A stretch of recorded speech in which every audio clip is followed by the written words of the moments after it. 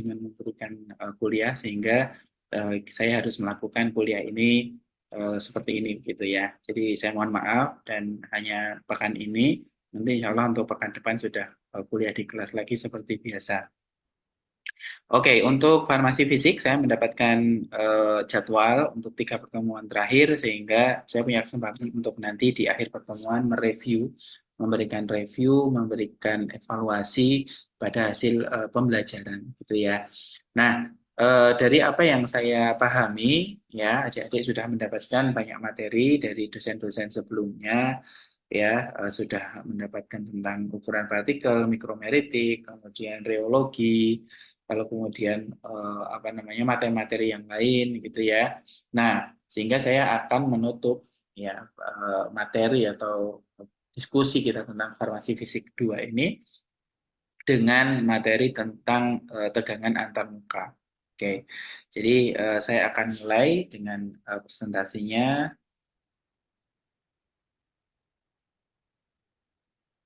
Oke. Baik. Ya. Oke. Jadi seperti ini ya.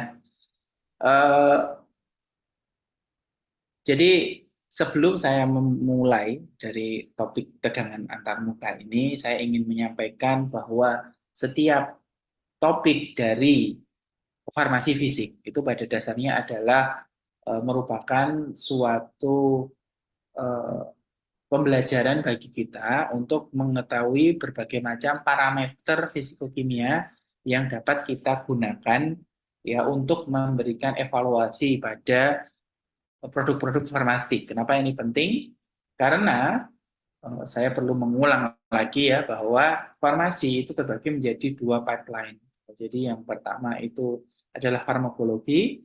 Farmakologi ini terkait dengan struktur aktivitas dan aktivitas ini terbagi menjadi aktivitas farmakologis maupun aktivitas toksikologis. Jadi aktivitasnya dia sebagai obat dan aktivitasnya dia dalam hal keamanan gitu ya. Nah, setelah ini well studied, setelah ini benar-benar kita sudah ketahui ya, jadi secara struktur dia oke, sudah cocok dengan reseptornya, kemudian aktivitasnya secara farmakologis dia juga oke, tidak ada masalah, maka yang langkah berikutnya itu adalah keamanan. Setelah secara keamanan oke, maka ini kemudian diberikan kepada farmastik gitu. Nah, di farmastik kita hanya menerima ini, lalu kemudian kita diharuskan untuk membuat produk yang kita sebut dengan sediaan. Nah, sehingga farmastik ini cakupannya adalah bagaimana kemudian kita berhasil menjalankan misi untuk mendeliver ya obat yang sudah diketahui aktivitas farmakologis maupun toksikologis gitu ya. Jadi mendeliver itu mulai dari awal sampai akhir ya. Jadi mulai dari desain, kemudian nanti bagaimana kemudian ini bisa secara biologi sampai ke dalam reseptornya, sampai ke targetnya, sampai bagaimana kemudian obat-obatan ini juga bisa terbeli, kemudian nyaman digunakan gitu ya. Jadi itu semua adalah aspek farmastik. Jadi tidak bisa kemudian teknologi kita ini terlalu mahal sehingga orang nggak bisa beli meskipun dia excellent secara biofarmastik, tapi kemudian kan dia nggak ada yang bisa beli, berarti kan nggak ada yang bisa menikmati manfaatnya begitu ya, tidak akan bisa sampai ke reseptornya, tempat aksinya itu tidak bisa karena apa? Tidak terbeli. Kemudian tidak nyaman digunakan, tidak bisa digunakan sama orang gitu ya, kalau mau ditelan bikin muntah gitu, ini nggak akan bisa sampai ke tempat aksi. Jadi aspeknya ada banyak. Nah, hal yang pertama yang harus kita lakukan di farmasi adalah mengenal, ya, mengenal dengan baik ya sifat-sifat dari bahan atau material yang kita gunakan dalam formulasi. Inilah yang kemudian kita sebut sebagai tahap preformulasi atau hal-hal yang harus kita lakukan sebelum formulasi. Jadi preformulasi ini kemudian salah satu halnya adalah tentang kimia fisik atau farmasi fisik ini, yaitu mengenal satu persatu parameter yang penting gitu. Nah, sehingga apa? Sehingga parameter yang kita pelajari di farmasi fisik ini pada dasarnya semua pasti punya latar belakang gitu. Nah, interfacial fenomena atau tegangan antarmuka ini merupakan suatu istilah yang sering kita dengar, tapi pertanyaannya ya latar belakangnya itu apa? Kenapa kita harus mempelajari tegangan antarmuka? Nah, untuk mempelajari hal ini, maka yang perlu saya sampaikan itu adalah kalau kita dulu sudah belajar ya, teman-teman sudah belajar, adik-adik sudah belajar tentang larutan dan tentang dispersi. Ya, bedanya apa di sini? Lah, larutan itu pada prinsipnya sama dengan dispersi, tapi dia dalam ukuran molekuler. Jadi larutan itu sering disebut nama lainnya adalah dispersi molekuler. Ya, nah dispersi molekuler ini artinya dia sebenarnya terdispersi. Jadi misalnya kita masukkan gula ke dalam air, ini dia gulanya ini akan pecah menjadi bentuk molekulnya yang paling kecil, gitu. Ya, jadi akan pecah menjadi kecil. Nah, ini bisa terjadi kalau syaratnya adalah si gula ini interaksinya dengan air itu bagus. Jadi interaksi. Jadi kata kunci di sini adalah interaksi. Nah, dispersi yang tidak molekuler, ya berarti kita sebut sebagai dispersi itu ya.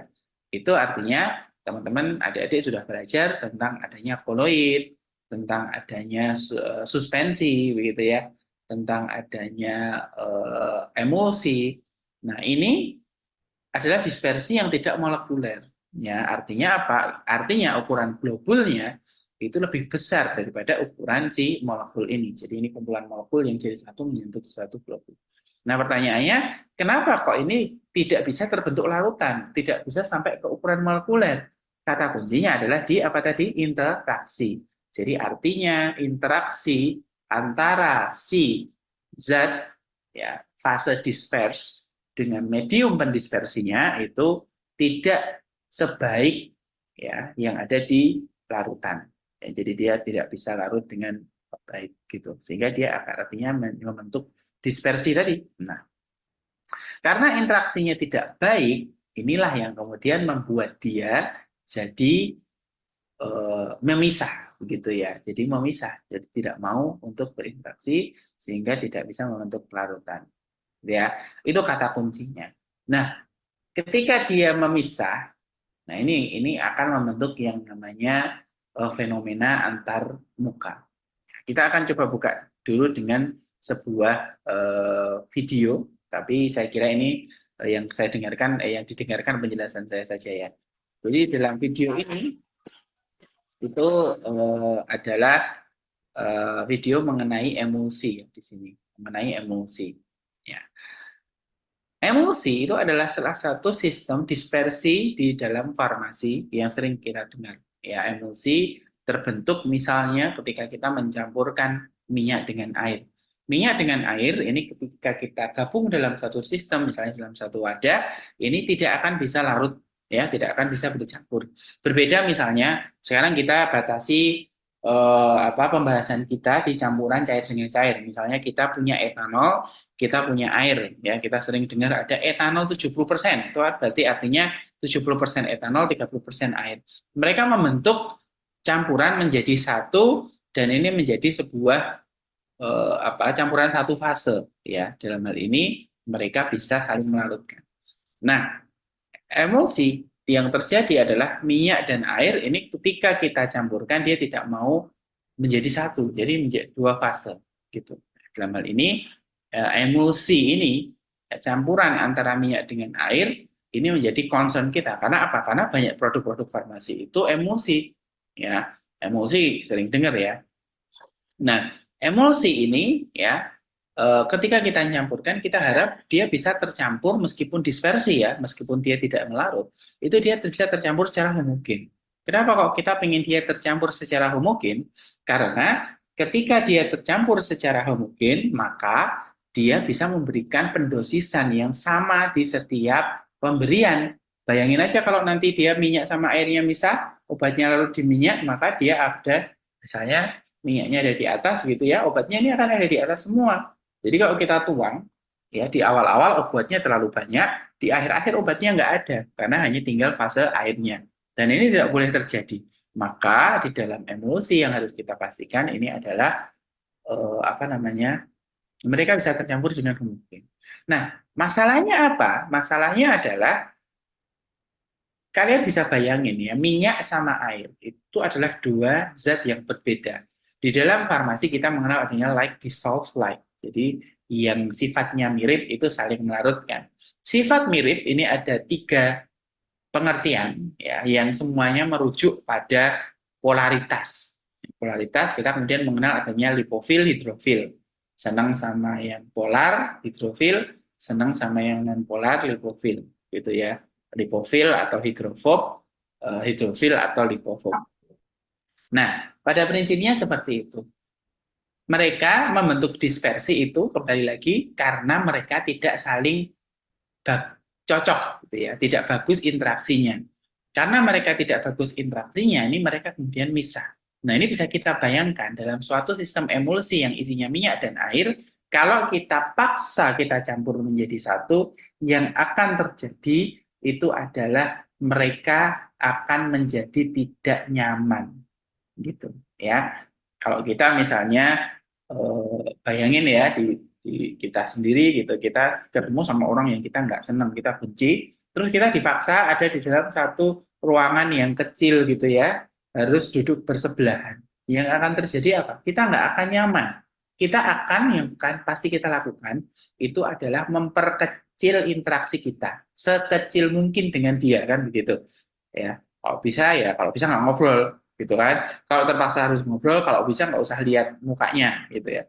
Kalau terpaksa harus lihat mukanya, kalau bisa kayak gitu-gitu. Jadi kita akan berusaha memperkecil interaksi kita dengan si orang yang kita benci itu ketika kita dipaksa di dalam satu sistem. Inilah yang kemudian terjadi di dalam suatu emosi. Kalau kita punya suatu wadah, kita masukin air, kita masukin minyak, ya, kemudian kita kocok ya, yang terjadi apa? Mereka akan membentuk dispersi.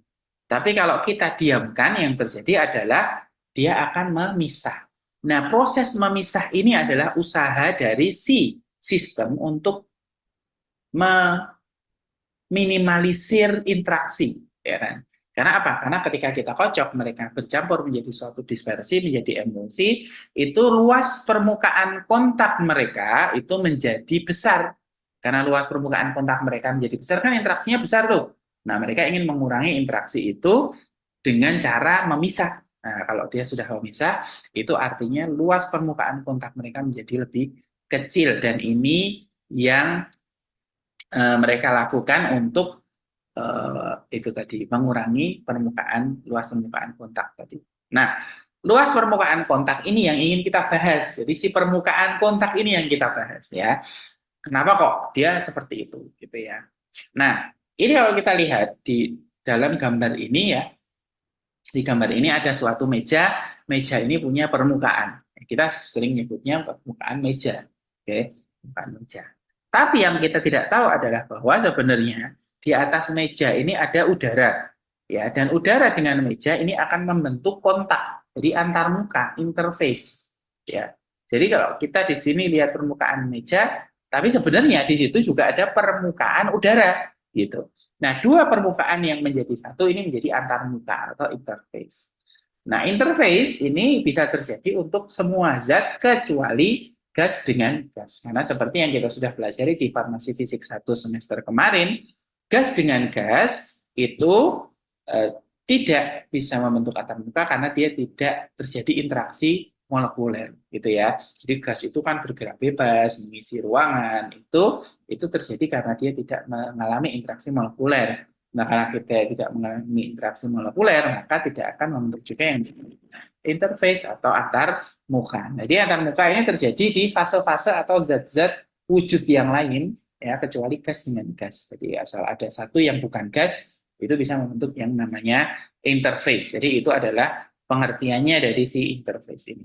Nah, interface ini penting kalau di farmasi karena kemudian kita mengenal berbagai macam istilah yang hubungannya dengan itu. Misalnya yang pertama adsorpsi. Adsorpsi itu seperti absorpsi ya, atau penyerapan suatu zat dari satu kompartemen ke kompartemen lain, tapi ini sebatas penyerapan suatu zat ke dalam suatu membran. Jadi kita melihat membran ini adalah sebagai sebuah kompartemen tipis gitu ya. Ini adsorpsi. Nah, di permukaannya saja. Kemudian penetrasi, ya, penetrasi saya kira ini sesuatu yang cukup umum istilahnya, dia sering digunakan untuk transport massa juga, transfer massa, penetrasi, kemudian dispersi, suspensi, dan emulsi. Dispersi ini secara umum istilah umumnya dispersi, kemudian suspensi, dan emulsi. Nah, istilah-istilah ini melibatkan fenomena antarmuka, ya ini yang kemudian kita ingin pelajari. Tadi kita sudah membahas bahwa ketika minyak dan air itu digabung menjadi satu, entah minyaknya sebagai fase disperse atau sebaliknya, airnya sebagai fase disperse dan minyaknya sebagai medium pendispersi, itu keduanya merasakan ketidaknyamanan karena minyak dan air ini punya sifat yang berbeda.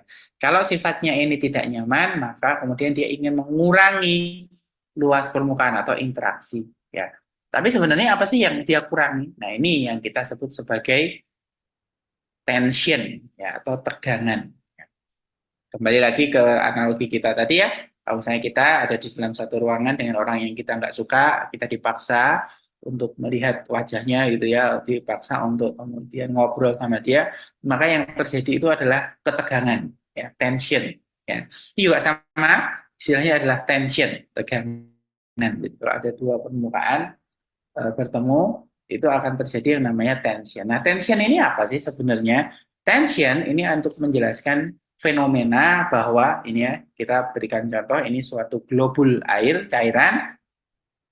Globul cairan ini terdiri dari air dengan udara, ya. Kemudian kalau kita ambil satu sampling di tengah globul cairan ini, tetesan ini di tengah-tengah, maka dia akan mengalami gaya kohesi ke semua arah. Kohesi ini adalah interaksinya dia dengan temannya. Jadi kalau ini air ya dengan air, ya, dengan sesama air di sekitarnya. Ya, ini gaya kohesi. Nah, ini ke semua arah. Jadi artinya si molekul air di situ dia akan diam. Kenapa? Karena gaya kohesi ke semua arahnya itu sama. Jadi saling jadi membentuk equilibrium gitu ya. Resultan gayanya itu nol. Kalau kita cari sampling di tengah-tengah semuanya sama seperti itu kasusnya. Nah, pertanyaannya bagaimana kalau kemudian yang kita sampling ini ada di bagian pinggir? Bagian pinggir kenyataannya molekul itu adalah diam, berarti artinya secara resultan gaya itu nol, padahal kohesinya ini tidak equilibrium, tidak sama gitu ya, tidak equal gitu. Nah, jadi yang ke dalam dia kuat, yang keluar dia nggak ada. Terus gimana ini penjelasannya? Kok dia bisa diem? Kalau dia diem itu kan artinya result gayanya nol. Nah, inilah yang menyebabkan kita mengenal yang namanya adanya surface tension. Jadi tegangan muka itu adalah gaya per satuan unit panjang yang dia itu ada untuk menormalisasi kohesi sehingga terbentuk equilibrium, arahnya tegak lurus dengan gaya kohesi gitu ya. Jadi inilah yang namanya tegangan muka. Ini yang menyebabkan si globul itu bentuknya bola gitu. Kenapa kok bola? Bila kembali lagi, tension itu bukan sesuatu yang nyaman. Kalau kita punya merasakan ketegangan ya karena kita ketemu sama orang yang kita nggak suka, itu kan nggak nyaman kan. Kita kan pengen mengurangi ketegangan itu kan, gitu. Nah itu sama. Bentuk bola ini adalah bentuk di mana permukaannya dia itu paling efektif, paling efisien, ya, paling efisien sehingga dia itu paling kecil sehingga tensinya ini menjadi paling kecil. Kalau dia bentuknya yang lain selain bola, itu tensinya atau luas permukaannya menjadi luas sehingga tensinya menjadi lebih besar. Jadi kata kuncinya di sini adalah tegangan muka. Pada prinsipnya ya ini terjadi karena dia ingin karena dia sifatnya enggak nyaman gitu ya. Jadi dia ingin membuat nilainya si tension ini sekecil mungkin. Itu juga yang terjadi ketika kita punya campuran minyak dengan air.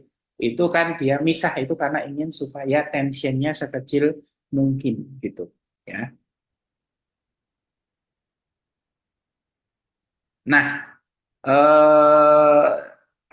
saya kira eh, bisa kita lanjutkan sedikit gitu ya sampai ini. Ada satu percobaan yang digunakan untuk mengukur adanya surface tension ini. Ya, ini yang paling sederhana. Jadi kita punya frame segi 4 ini, persegi panjang ABCD ya. Lalu kemudian di mana DA ya ini garis vertikal yang di sebelah kanan ini DA ini bisa digeser ke maju mundur. Nah, digesernya ber DA ini menyebabkan bisa mengubah luas permukaan dari persegi panjang yang kita miliki ini. Nah, lebar atau panjangnya DA atau panjangnya CB ini kita sebut sebagai L, lalu kemudian si DA ini kita tarik dengan gaya F. Kalau seandainya ini ada suatu permukaan tipis di frame-nya ini, misalnya ada lapisan sabun gitu ya, itu kemudian kita geser luas permukaannya, kita tambahin ya dengan apa itu jarak sebesar ds, maka ini tegangan muka yang terjadi itu sebesar gaya F dibagi 2 kali lebar ya, atau L, 2 kali L. Nah, ini kenapa kok 2 kali? Karena ada 2 permukaan. Dalam bar ini ada permukaan yang menghadap ke kita dan ada permukaan yang menghadap memunggungi kita gitu ya. Jadi ada di yang ke sini, ada yang ke sana gitu. Nah, ini yang disebabkan jadi F per 2L. Kan berarti tegangan muka atau tension itu apa? Tegangan muka atau tension itu adalah gaya per satuan panjang kan gitu ya. Jadi seperti ini. Ini yang apa namanya merupakan percobaan sederhana tentang adanya tegangan muka. Nah, ini adalah contoh pertanyaannya yang bisa kalian coba untuk kerjakan. Ya, paling kayak gini-gini. Jadi santai, tidak ada yang susah gitu ya. Nah, saya kira itu gitu ya, dan tegangan muka ini adalah suatu hal yang menarik ya, karena banyak hal yang kemudian apa istilahnya bisa terjadi karena eh, ini apa adanya tegangan muka ini, seperti bubble balon gitu ya. Saya kira nanti ini semua PPT-nya akan saya berikan, jadi jangan khawatir. Apa namanya? Nanti kalian bisa lihat semua yang ada di sini termasuk video-videonya gitu. Dan ini akan saya lanjutkan lagi di minggu depan ketika kondisinya sudah lebih enak gitu ya. Kalau sekarang saya perlu apa namanya mengikuti workshop dulu, tapi saya tetap bisa nyambi sebenarnya dengan silent ya. Oleh karena itu saya membuka sesi tanya jawab. Silahkan tulis di kolom komentar kalau ada pertanyaan. Kalau tidak ada pertanyaan, maka saya cukupkan sekian ya. Terima kasih semuanya. Kalau ada pertanyaan, silahkan kolom komentar ya. Habis video ini nanti kita akan berdiskusi secara teks gitu. Oke, terima kasih. Saya cukupkan. Wabarakatuh. Selamat melanjutkan aktivitas. Mari kita berdiskusi secara teks. Kalau tidak, saya akan cukupkan. Terima kasih.